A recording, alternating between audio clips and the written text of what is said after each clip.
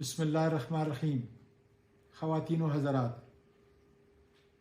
سب سے پہلے میں آج صدر پاکستان ڈاکٹر الوی کو مبارکباد پیش کرتا ہوں کہ انہوں نے ریاست کو بچایا اور وہ 2 جنگل کے قانون جن کے اندر امینڈمنٹ ہو رہی تھی اس کو مسترد کیا۔ یہ آج پاکستان کی ریاست کی بہت بڑی کامیابی ہے کہ انہوں نے انسانی حقوق کی علمبرداری کے لیے اور ملک پاکستان کی جمہوریت کو بچانے کے لیے ملٹری ایکٹ اور جو سیکرٹ ایکٹ تھا اس کے اندر امینڈمنٹ کو مسترد کر دیا۔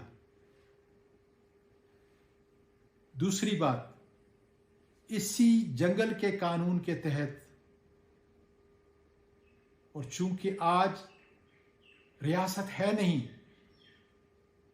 مقبوضہ پاکستان بن چکا ہے، جس کے تحت عثمان ڈار اور محسن لغاری اور ہمارے دوسرے قائدین کو، ان کے خاندان کو، ان کی بزنسز کو جس طریقے سے روندا جا رہا ہے، یہ پاکستان کی سیاہ تاریخ کا ایک باب لکھا جا رہا ہے۔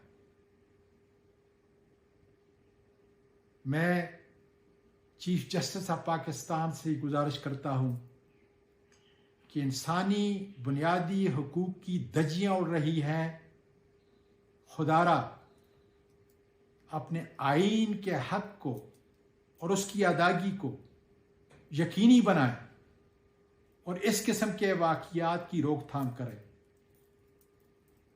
مجھے بلکہ پاکستان کے بچے کو عثمان ڈار، محسن لغاری اور اس کے خاندان سے ہر طرح کی ہمدردی اور ہم سلام پیش کرتے ہیں، اور میں ان اسیروں کو، قائدین کو اور ورکر کو بھی سلام پیش کرتا ہوں جو عمران خان کے ساتھ اس وقت جیلوں کی سلاخوں کے اندر ہیں۔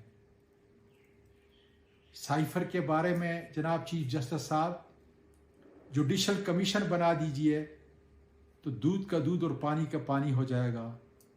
اور اس کے علاوہ میں اپنی تمام وکلاء کی ٹیم اور ILF کو خراج تحسین پیش کرتا ہوں کہ مشکل حالات کے اندر وہ ہمارے انصاف کی جنگ لڑ رہے ہیں۔